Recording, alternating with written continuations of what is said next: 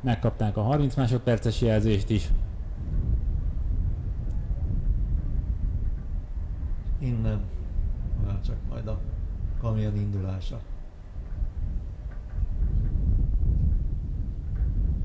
És nem sokára a zöld zászló lengése fogja jelezni azt, hogy elindulhatnak a felvezető körre.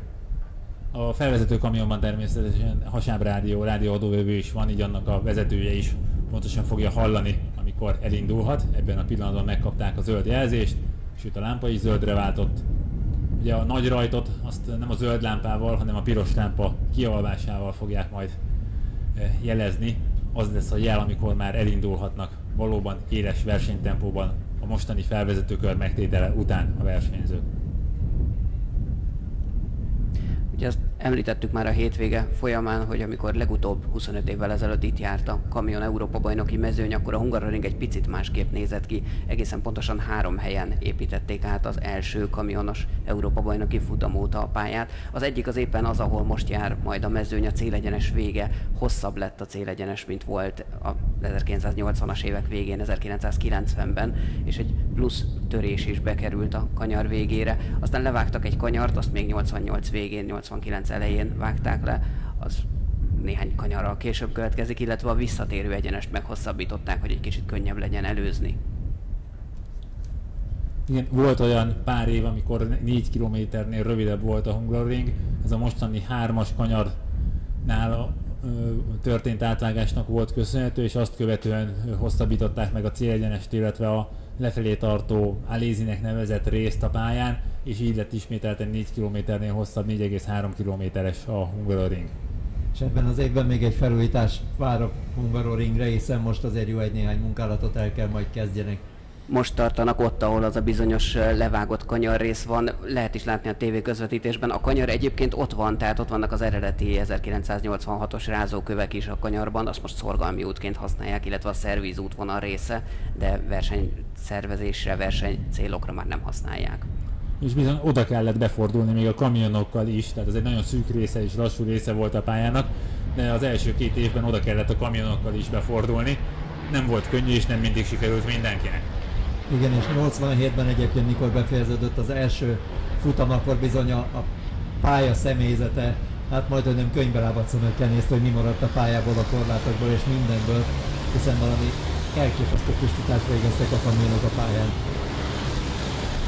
Most tartanak fönt, a mezőny eleje a sikánban van, és a sikán utáni rész lesz az, ahol kigyulladt Adam Laczko kamionja.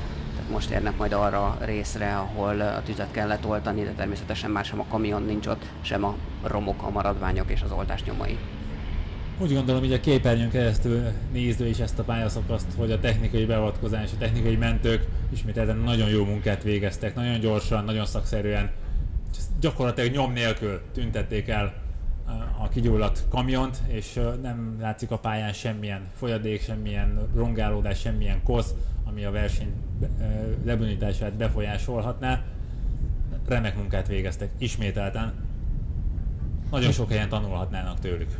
Mi pedig, hogy egy kicsit memorizáljunk megint csak, mert lehet, hogy most akkor a versenyzők neve és rajtszáma akkor megint jól jön, tehát 1-essel Kis Norbi, 2-essel Johan Hahn, 55-össel Adam Laczko, 44-essel Stefanie Halm, 33-assal David Wrzecki, 12-essel Ellen Lohr, szintén egy hölgy, 8-assal Antoni Janiec, 30-assal Sascha Lenz, 9-essel Frankie Wojtyszek, 24-essel Roland Rehfeld, 15-össel Erwin Kleinhagelfort, 42-essel André Kursim, 23-assal Antonio Albacete és 7-essel René Reinert autója jön.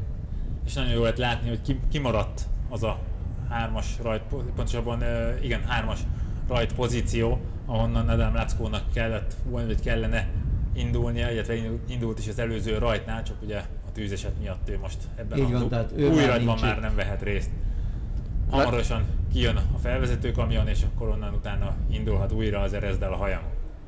Tulajdonképpen a bagirák csapatát most már csak David Wrzecki képviseli, tehát 55-ös Adam Laczko, akit szerintem én még igen szorgalmasan elmondtam az előbb, ő már nincs itt a többiekkel, hiszen a kamionján szerintem már dolgoznak a szervizesek, mert a következő futamra mindenképpen megpróbálják majd újra életre kelteni, hogyha egyáltalán van rá remény. A felvezető kamion kint van a box utcában, a mezőny pedig érkezik a célegyeneshez, és hogyha megkapják a jelzést és áthaladnak a rajtvonalon, Egyelőre akkor... piros még. Zöld. Zöld, így van. És most rajt. Johan Hahn egy picit jobban kapta el a rajtot, mint Kis Norbi, de Kis Norbi van a belső íven, viszont a belső íven ott van mellette Stefani Hahn is. Nem mellette, csak belső íven, de Kis Norbi nagyon jól fogja a pozíciót, ő fog jobban elfordulni a célegyenes végén. És így van, meg is tartotta a vezetést, az első kanyar végére már tisztán az első helyen van Kis Norbert. Stefani Hahn pedig tartotta Brzezinskit maga mögött. Frankie Wojciech az utolsó jelen pillanatban.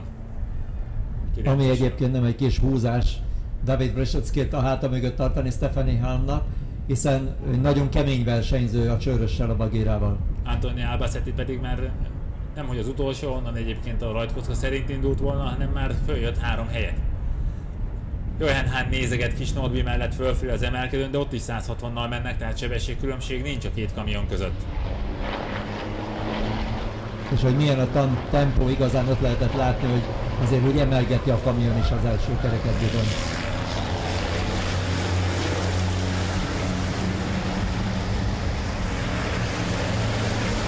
Most érkeznek meg a fenti sikánhoz, Kis Norbert vezet, Johan Hahn a második, Stefani Hahn a harmadik. És így szóltak a kamionok, 1100 lóerő és 5500 Nm.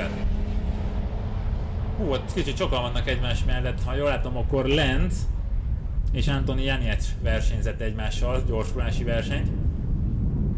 Igen, a kanyar bejáratáig, ami eléggé kétesélyes, mert azért a Hungaroringen relatíve kevés helyen lehet előzni, de szerencsére erről a versenyzőknek nem szóltak. Kis Norbi a pálya technikás részén egy leheletnyi előnyt tudott kiautózni, de szorosan ott van mögötte Johan Hahn. Kis Norbert az első és a második szektorban is a leggyorsabb volt a mezőnyben, de ez csak tizedeket jelent az üldözőkkel szemben. Hamarosan érkeznek a célegyeneshez, még másfél kanyar van hátra.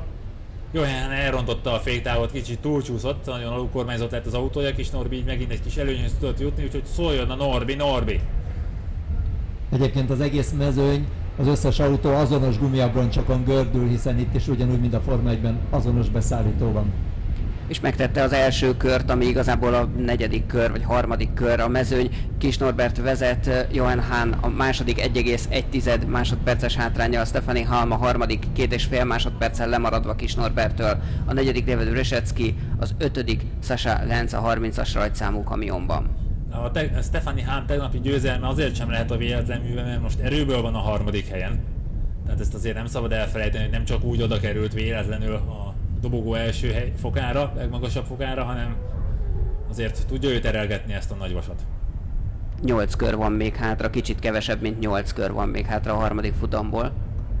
Sasha Lenz fordult meg, illetve pördült meg a célegyenes végén, és amikor álló rajtból, álló helyzetből indul el, akkor bizony annak ez a következménye, hogy túlforognak a hátsó kerekek, és azonnal keresztbe áll a kamion. Ő is így fordított a irányba. Az 5. helyen haladt egyébként, mielőtt megpördült volna.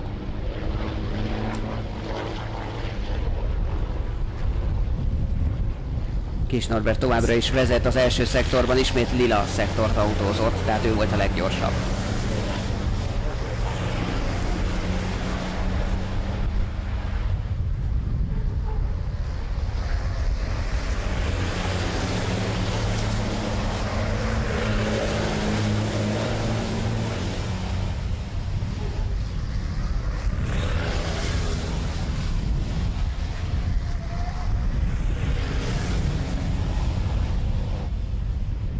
Norbi is ilyet lehetett látni, hogy a sikánnak a rázókövére föltette mind a két oldalon a kamiont, mögötte Hahn is hasonlóan cselekedett, ő kicsit keresztbe csúszott ki a kanyarból, már a kanyar kijárata előtt irányba volt állítva a kamion, mind a ketten igyekeznek nagyon. Kellő agresszivitással vezetik a kamionjaikat. Egyébként éppen, amit mi is az előbb füleltünk, a motorhangot figyeltük. Nagyon érdekesek ezek az autók, hiszen azért közel 6000 Nm-es nyomaték van, és akárhogy is nézzük, ezek a turbo dízel motorok azért már nem olyan rettenetesen hangosak. És ami a leginkább feltűnő, hogy egyáltalán nem füstölnek, tehát fekete, kormos dízelfüstöt egyáltalán nem látni ezekből az autókból, nem úgy, mint 30 évvel ezelőtt a 86-os kamionversenyen. Mondjuk ezek alapjáraton tudnak füstölni.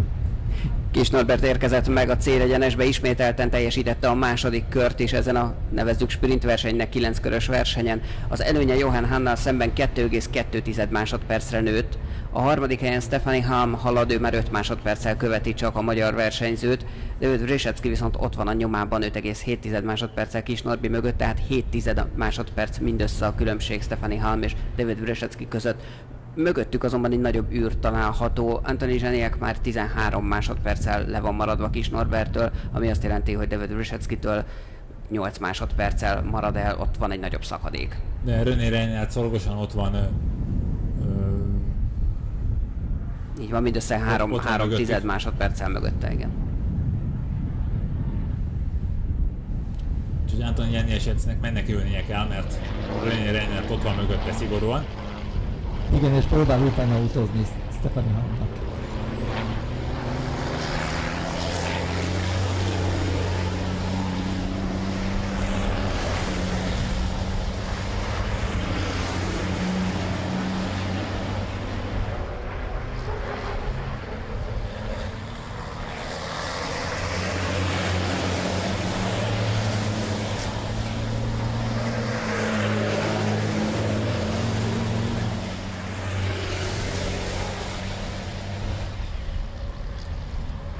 És azért hallgattunk el ismételten, hogy a motorhangokat jól lehessen hallani. Sebességváltás hangot nem lehetett hallani, tehát motorfordulatszám változást nem lehetett hallani. Ez azért van, mert hiába van a versenykamionokban 16 fokozatú sebességváltó, ugye egy 4 fokozatú váltó plusz egy előtét meg egy utótétváltó. A versenyző gyakorlatilag 2 egész fokozatot és maximum egyet közé raknak, egy felet. Lehet, hogy a Hungaroringen még egyet feleznek, attól függ, hogy most éppen melyik autónak milyen a nyomaték karakterisztikája, de relatív keveset váltogatnak. Tehát olyan nyomatékos ez a motor, hiába van a fordulatszáma 2600 per percben korlátozva, hogy az a használt tartomány, az 1008-2006-os tartomány nagyjából, amiben ezek üzemelnek, az gyakorlatilag 3 vagy 2,5 fokozattal lefedi. 7-es és 8-as kamionban Roland Réfelt küldött egymással a célegyenesre fordítónál, és ebből Anthony Jeniec jött ki jobban. Nem, talán Réfelt, ahogy látom, legalábbis itt még az előbb egy picit ebből lógott. Kis Norbert teljesítette a harmadik körét is, ez a bizonyos kör 2 perc 20,08 másodperc volt, még az őt üldöző Johan Hahn 2 perc 21,9 autózott, tehát majdnem 2 másodperccel volt lassabb, ennek köszönhetően 4,1 másodperc a hátránya a magyar versenyzővel szemben. Igen, René Reinhardt egyébként úgy néz ki, hogy némi harc után sikerült megelőznie a 8-as számú versenyzőnek. Így van, Anthony Jeniec följött az 5. helyre, de ez még nem lefutott meccs. Viszont Stefanie Halmon ott van, szorosan, David Wrzecki. Fölfelé beszinte lökhárítón. A harmadik helyért folyik ez a csata. Stefanie Hahn egyébként a Reinhardt team tagjaként védi most a cégbecsületét ott a harmadik helyen. És azért nem adja egyszerűen magát. A sikán előtti féktáv az nem lesz meg. Wrzecki ott nem tudott bebújni Stefanie Hahn mellé. Wrzeckinek kicsit már hiányos a kamionja, ugye egy kakaskodásba került még a piros zászló előtt, és néhány darabot le kellett törni, le kellett szedni a kamionról, ami lógott. Mindenesetre nem mondhatjuk azt, hogy izgalommentes a verseny.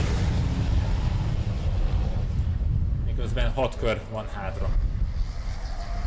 Antonio Albacete is egyébként egész szépen jön fölfelé, már a 8. helyen van, tehát előbb-utóbb azért még lehet majd vele találkozni szerintem ott az élmezőny környékén is, hiszen ő elvileg oda tartozik. Ha csak nem dönt úgy, hogy egy rajtpozíció erejéig megfordítva azért az első kockából szívesen indulna. René Reinhardt pedig Ellen Lohr közelít hátulról. 3 MAN követi egymást szorosan. Továbbra is az MAN a legnépszerűbb márka a versenyzők körében. Norbi vezet. És megkezdte az 5. körét is a versenyben, a 9 körös versenyben. 2 perc 20,3 másodperces volt a legutolsó köre, 2.21.3 volt Johan Hanné, tehát kerek 1 másodperccel rosszabb, ennek köszönhetően most már 5,1 másodperc Kis Norbert előnye 4 kör után. Az újraindítás után Johan Hahn még egy kicsit tudott Norbi mögött autózni, de aztán szépen fokozatosan elkezdett lemaradni. Kíváncsi vagyok, hogy egyébként Albacete milyen számításokat végez most ott a 8. helyen, hogy próbálja azt megtartani, és hogy első rajtkockából tudjon indulni, ezzel valamit visszahozva itt a Hungaroringen a fiaskóból, mert ez a verseny nem az ő versenye volt.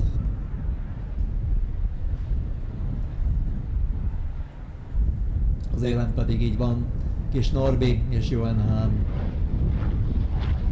Harmadik helyen Stefanie Halm, hátránya már 9 másodperc Kis Norberthez képest, és több mint 4 másodperc Johan Hahn mögött. Mögöttük a negyedik helyen David Brzezicki található, ő 10,2 másodperccel van Kis Norbert mögött, viszont nagyon szorosan ott van Stefanie Halm hátul mögött. Egyébként a 8-as rajtszámú Antoniani egy Kis Norbi csapattársa, tehát a csapat nevezésben a Lion Track Racing és a Doxor Racing Team közösen neveznek és gyűjtik a csapatpontokat. Mert hogy csapatverseny is van a Kamion Európa bajnokságon, nem csak egyéni. Már meglehetősen viseltesnek tűnik az a 8-as rajtszámú sárga kamion, amit Antoniani is vezet, a hátuljáról is lógnak sárvédő elemek, sárhányó elemek. Kérdés, meddig hagyják ezt eddig a bírók, hogy így haladjon tovább.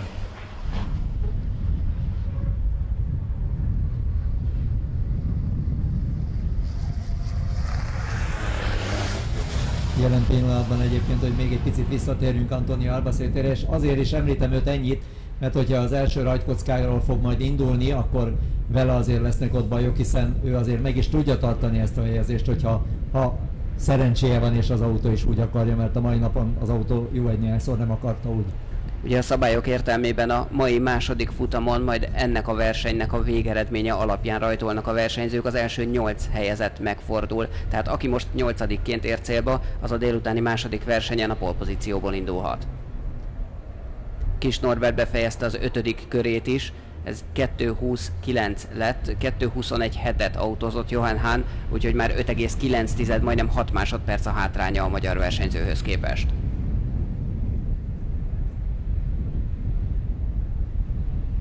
A 7-es rajtszámú kamiont egyébként René Reinert figyelmeztették, mert egy markert elütött vagy átment rajta. Ezek a jelző bóják, ezek a kis piros vagy narancsárga jelzők a kanyarokban, amiket nem lenne szabad kiütni, nem lenne szabad átmenni rajtuk, hiszen éppen azért vannak ott. És nagyon szeretett volna közelebb kerülni Antoniani egyhez, de el is mérte a féktávot egy picit a célegyenes végén. Így van, és itt a markerek esetében a versenyen, a figyelmeztetés után már jönnek a büntetések.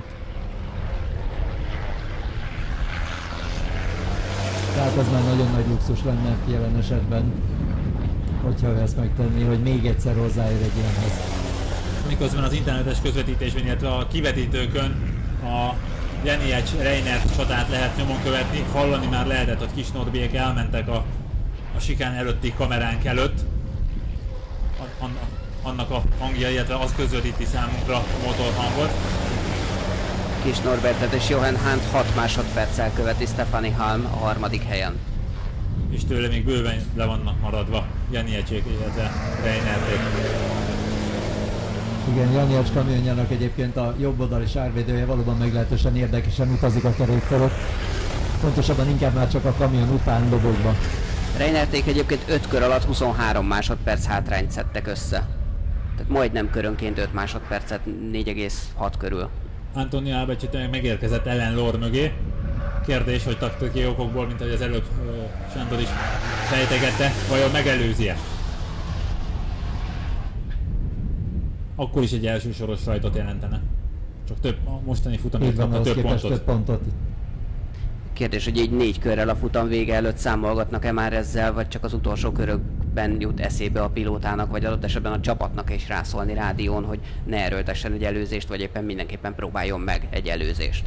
Nagyon érdekesek a kamionversenyzésnek az erre vonatkozó szabályai, ugyanis rádión keresztül kommunikálhat a pilóta a depóval, mérnök adhat utasítást, tájékoztathatja különböző dolgokról a pilótát, viszont a kamionból kifelé semmilyen adatforgalom nem történhet, és ezért nincsenek például belső kameráink sem a kamionokba építve, mert az FIA szabályzata azt is tiltja, hogy a belső kamera képe élőben kijöjjön a kamionból, mert mondván, hogy akár annak a frekvenciája, annak az adat folyamába is bele lehetne idézőjelben csempészni telemetrikus adatokat, és ez jogtalan előnyhöz juttathatná az adott versenyzőt. Tehát ez az, amiért nincs belső kamera most a versenykamionokban, pedig nagyon nagy látvány lett volna, hogyha ezt be tudjuk tenni, és önöknek élőben meg tudjuk mutatni azt, ami igazából hozzánk is nagyon közel áll, és ezáltal önökhöz is még közelebb tudtuk volna vinni a kamionversenyzés világát.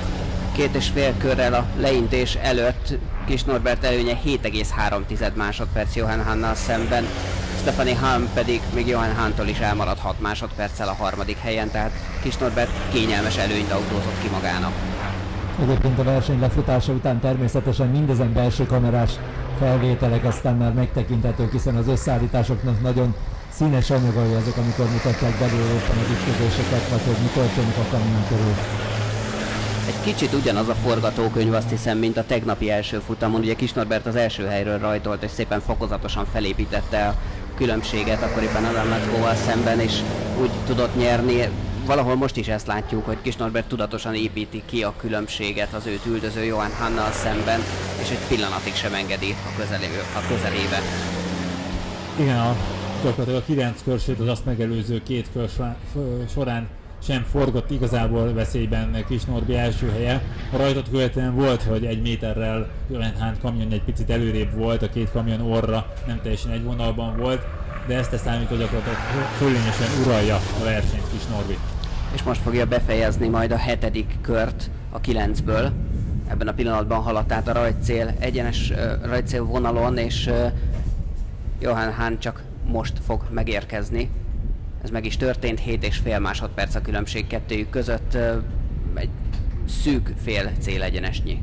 Nagyjából egyébként stimmel, és a papírforma igazán, aki kilóg a papírformából, a Stephanie Halm, aki egyébként fölverekedte magát a harmadik helyre, hiszen eddig ő nem volt ennyire része az élmezőnek, most valahogy nagyon jól sikerült összerakni az autót, nagyon fekszik neki a Hungaroring is. És óriási a csata a 7-es és 8-as rajtszámú versenyző között. Antoni Janiec és René Reinert vívnak egymással továbbra is. Célegyenes végén a féktávon kiderül, hogy Reinert be tud-e férni Janiec mellé.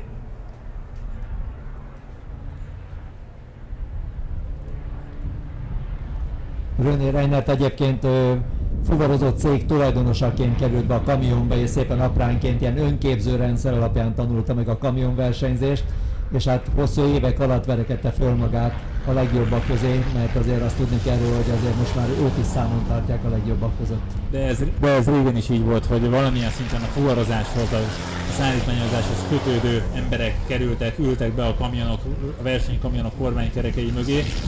Legtöbbször persze a vállalkozások tulajdonosai, hiszen ők engedhették meg maguknak, ők tudták azt a financiális hátteret mögé tenni, ami ehhez szükséges.